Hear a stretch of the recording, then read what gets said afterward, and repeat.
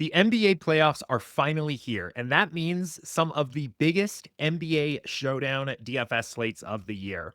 These contests are tough, no doubt, but they are also beatable if you have the right game plan. With teams playing tighter rotations, higher stakes, and larger contests, and more casual players jumping back into the NBA DFS lobby, there's real money to be made here. And in this video, I'll show you exactly how.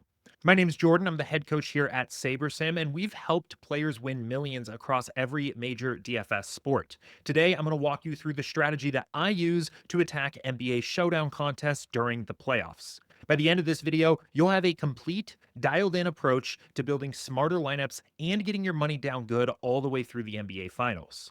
We'll walk through the core Saber system principles, show how to build these lineups in SaberSim, and help you strike the perfect balance between upside and duplication. So you're not just making the cash line, but you are winning contests. Now, before we actually start building NBA DFS lineups, you need to understand the odds of the game we're playing here. NBA Showdown is a high variance, very top heavy format, just like any other Showdown contest, where most of the prize pool is going to be going to first place, and almost all of the prize pool is going to the top 0.1% or top 1% of the contest. You are not going to cash every slate, but that's also not our goal. Our goal is to build lineups that have the upside to hit big when everything breaks your way. And to do that, you need to stick to a sharp, repeatable process.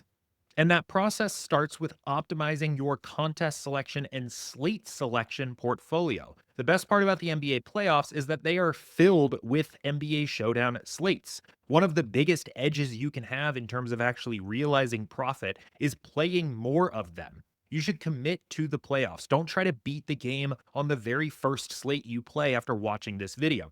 Spread your action across multiple games, multiple showdown slates. Apply your bankroll sustainably to each one, maybe 1 to 2% max of your bankroll, and then evaluate your results based on your ROI after the full playoffs have completed, not just after one game.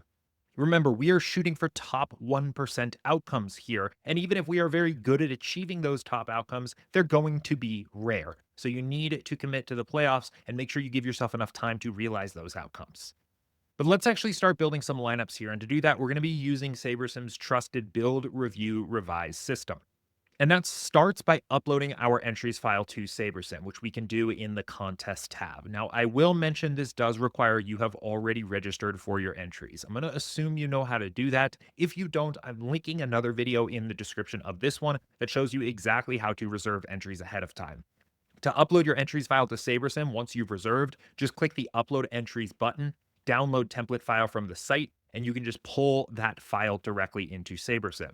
Now, this is going to do a few things. First, it unlocks the contest-specific contest sim settings here and make sure all of your settings are automatically configured. It's also going to make it a lot easier to get the best lineups into each contest you are playing. The contest strategy depends on the size of the contest, the payout structure of the contest, and the types of lineups your opponents are likely to play. This is one of the huge ways you get an edge in SaberSim is using these contest-specific contest simulations. So uploading an entries file just makes it very easy to get that all configured. Now, the next step is to actually build some lineups here. And to do that, the very first thing we need to do is adjust two-player projections. This is a DraftKings rule here. The easiest way to do this is to adjust two players by 1/100th of a point, and that will unlock your build lineups button. The only other thing I tend to like to change here is change my number of lineups up to 5,000, which is the maximum allowed on my plan, and we'll click build lineups.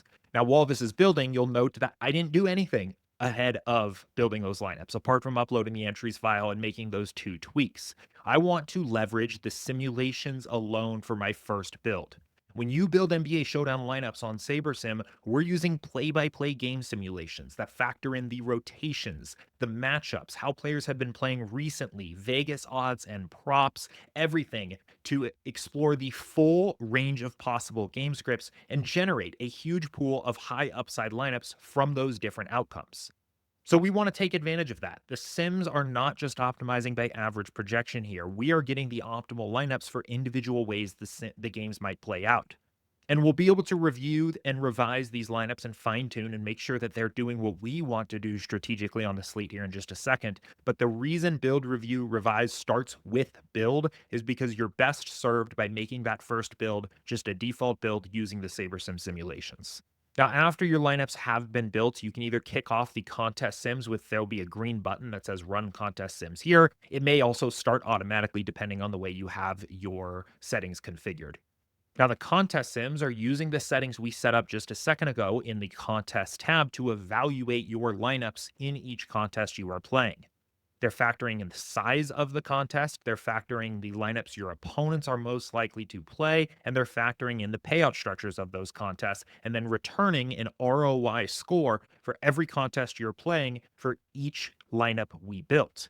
Now, here's why this matters, and this is so huge for NBA Showdown. If you've played NFL Showdown, and let's be honest, who hasn't played NFL Showdown? Randomness and correlation open up a lot of weird, viable lineup paths. It's easier to get a unique lineup. But in NBA, correlation is pretty low, and player projections are very highly correlated with ceiling. The best plays are going to be the ones that are generally projected the highest. So that means duplication is very tightly correlated to upside. The lineups that are projected the highest are likely the ones that have the best shot at winning and are likely the ones that are going to be duplicated the most. So blindly chasing getting unique in every single lineup in NBA Showdown is probably a mistake. You need to find lineups that have a high win probability, but have a lower duplication relative to that win probability. It's a more complicated relationship between dupes and projection for NBA Showdown. But that is exactly what the contest sims identify. You'll actually often see in NBA Showdown when you run your contest sims that sometimes the lineups that grade out with the highest ROI are expected to be duped a lot. This lineup at the top is expected to be duped 93 times, but it ends so highly, so frequently that it ends up being a profitable lineup. You'll almost never see a positive ROI lineup with that many dupes expected in NFL Showdown, but sometimes that's what it takes in NBA Showdown to be successful. There'll be a spectrum of different types of lineups that can be profitable here. As we scroll down to our 21st lineup from our pool, you can see the expected dupes in this lineup is only 19. So it's just going to achieve its ROI a little bit differently than that first lineup. This lineup's going to be a little less likely to win tournaments, but when it does, it's going to scoop more of the prize pool. And this is just a very hard thing to intuitively suss out on your own or figure out with a traditional optimizer. In NFL Showdown, if you just blindly chase lineups that are unique or really low dupes, you're probably going to be playing in a close to a plus EV way, if just a very high variance way. In NBA Showdown, one of the biggest mistakes you can make is thinking about the dupes problem incorrectly and either completely ignoring them and not worrying about dupes at all. Or what I see more often is people trying too hard to get unique with their constructions. Now, if you don't have contest sims, don't panic. You'll be using SaberScore instead, which is our next best lineup ranking tool. SaberScore was backtested using contest sims and is instead going to take how often a lineup is the winning lineup in our sims, the lineup's projection, and the ownership projections to generalize what you calculate out from contest sims. But if you're serious about NBA Showdown, I do recommend starting a free 5-day trial of SaberSim Ultimate and unlocking this full ROI engine because it increases the power and the profitability of your lineups quite a bit. Now, after those contest sims run, you should first use autofill to assign your top ROI lineup to each entry. In your current entries file, you probably either just reserved them and you have no lineups in there, or you just put a dummy lineup in. We should at this point at least put in high quality lineups. So to do that, we'll go over to autofill. And there's a lot of customization here, but what I tend to do is just sort by my entry fee, make sure I'm on unique rank and ROI, and then save to contests. And SaberSim will take a second to do this. You'll get a positive success message, and it'll make sure you're playing the most profitable lineups possible for each entry you're playing. You're getting the best lineups for the fadeaway, for the sharpshooter, for the and one, and so on down the list. Let's quickly get these entered into the contest here. So we'll just click this download entry file button here, and we can go ahead and get this quickly uploaded into DraftKings.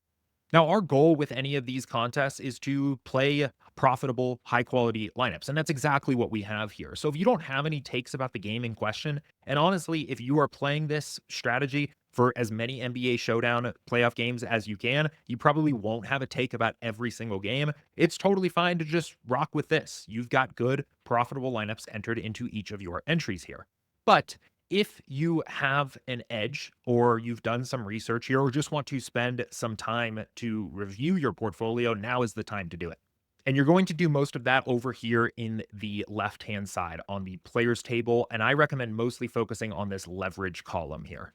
The leverage column sorted either highest to lowest, most positive to most negative, or vice versa, is going to show you your biggest stands on the slate. The positive leverage players are going to be the guys you're rooting for. The negative leverage players are going to be the guys that you are fading in the contest.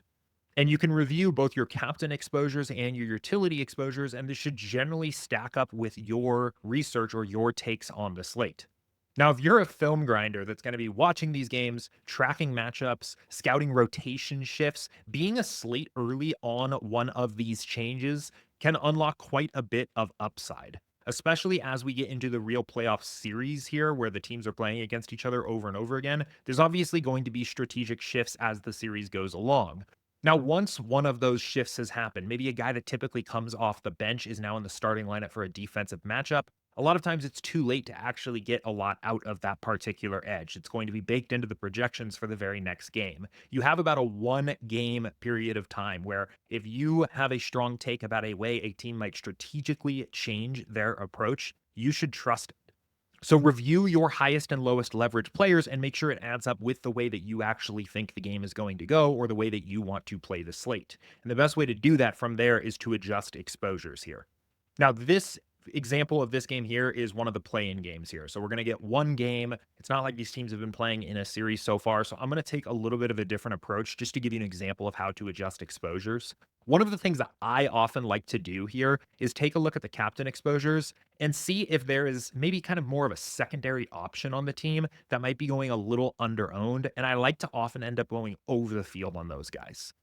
Now, for the Mavericks in particular here, Anthony Davis is going to play a ton of minutes and is such a high fantasy point per minute guy that he's going to be the best projected Maverick at captain. And that's where a lot of our exposure is going. But the Kings are a little bit of a different story where I think they can be quite a bit more spread out in the way that they have their scoring and the way that upside is achieved on that team. I would not be surprised if it ended up being DeMar DeRozan or Zach LaVine that ended up being the guy. But because of the way that projections and optimizers work for these slates, Sabonis is very likely to be the highest owned king at captain here. And we're getting some exposure there as well, but I want to invest a little bit more into DeRozan or Levine, saying that if it's the Kings, if you need a king at captain, well, why can't it be one of these guys? So what I might do here is I want to make sure I'm a little bit over the field on those guys at captain. So I'm going to set a 20% exposure to Zach LaVine and a 20% to DeRozan and a 16% to Zach LaVine, basically doubling up the projected ownership here and resave to contests. I'm just taking a stand if you end up needing a king in your captain spot here, that it's not the one that people expect.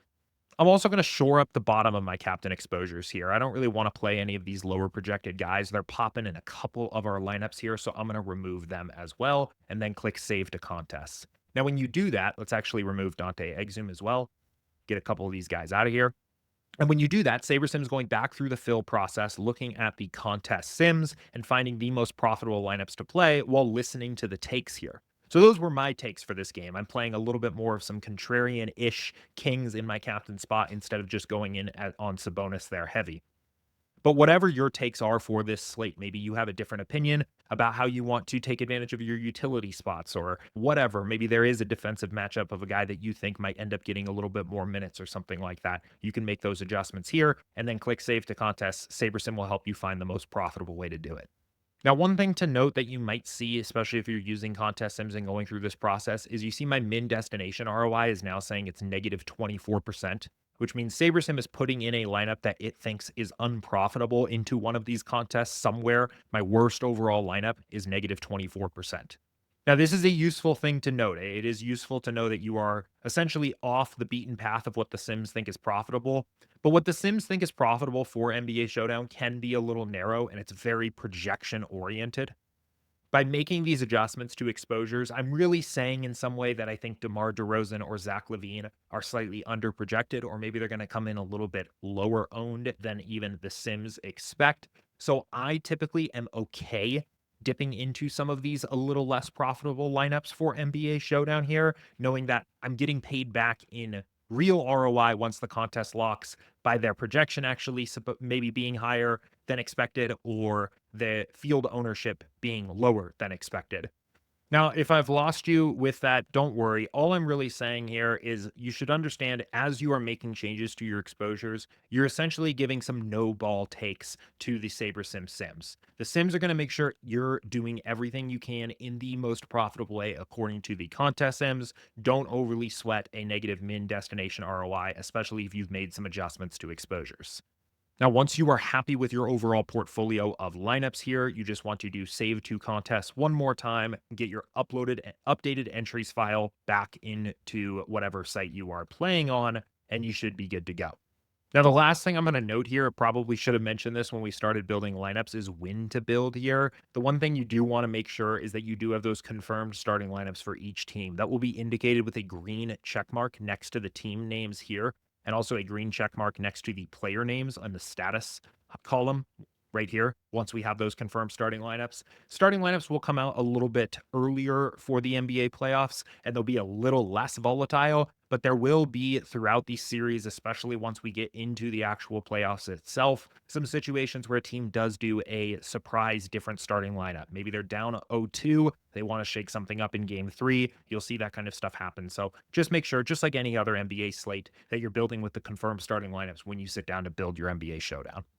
So let's summarize what we've covered here. NBA Showdown during the NBA playoffs is a ton of fun. We've got some casual money coming back in. We've got some beefed up prize pools. This tends to be NBA Showdown season for me. If you stop playing NBA, maybe you're all in on baseball now. It's a fun way to jump back in while you're watching the playoff games. Remember to commit to the playoffs. Don't tunnel vision on the results of one slate. There are going to be a ton of these, so try to play more slates, spread out your action across a bunch of them. Follow the build, review, revise process. Let the sims do the heavy lifting. Take advantage of contest sims to parse that problem of duplication versus upside, but then make some stands. Take stands if you have them about the game. Don't be afraid to be a game early on something if you think something's going to change strategically for a rotation or the way that teams are deploying certain players, and let SaberSim help figure out the most profitable way to take those stands. Now, I know this was a contest sim heavy video. I think contest sims are hugely valuable for showdown game types, especially in NBA Showdown. So if you haven't tried SaberSim Ultimate or you've tried it before and decided it wasn't for you at the time, I recommend starting a new free trial of SaberSim Ultimate, which will give you a free 5 days. That will give you quite a few NBA showdowns to test this out on. And if you have used your Ultimate trial before, we reset everyone's trial at the start of baseball season on baseball opening day. So if you haven't used that new free trial yet, it's another really good opportunity to check out the contest sims. Either way, this strategy still works in a very strong way. If you're using Saber Score, it's perfectly fine. Follow the build, review, revise process. If you do want to go deeper into NBA DFS strategy, or maybe if you're playing some of these 2 game, 4 game NBA playoff slates and want some more classic NBA DFS strategy, check out my full NBA DFS strategy guide that I released at the start of the NBA season next. In the meantime, enjoy the playoffs. I hope this video was helpful and good luck this playoffs.